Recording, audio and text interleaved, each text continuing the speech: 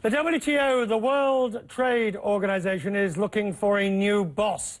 A new Director-General is to be appointed in the next few weeks, and he will have the difficult, or she will have the difficult task of completing the Doha round. Just don't hold your breath for that. And at least trying to keep world trade on the move. Herminio Blanco is Mexico's former trade minister and running as one of the candidates for the DG. Good of you to see you, sir. There's 9 of you. 9 of you in the running. So, a very simple question. Why should you get the job? First, thank you for having me here. Thank you. I think I'm the best candidate. And if you allow me, 3 reasons, very fast.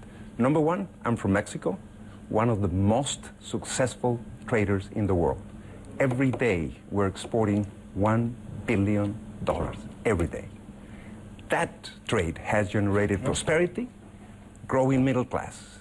In that sense, Mexico has the experience of a developed country and underdeveloped country, and in that sense, we are rich. Number 2, I am the most experienced negotiator in the world.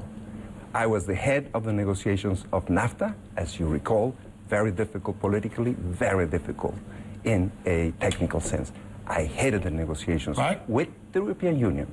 And then I am now, for more than a decade, in the private sector. That experience is very relevant to bring a new vision in the World Trade Organization. What is that vision? Because you've got bilateral talks which are taking over from the multilateral process. The EU-US want to do a deal, the US and Asia, the EU and all. Everybody wants bilateral. Nobody wants the WTO. Let me tell you why. First of all, the WTO is the most relevant organization. It regulates the trade of 158 countries. I'm sorry, you end up with the obscenity of the Airbus-Boeing litigation, which lasts for years, and you get these results that no one understands. That is not absurdity at all.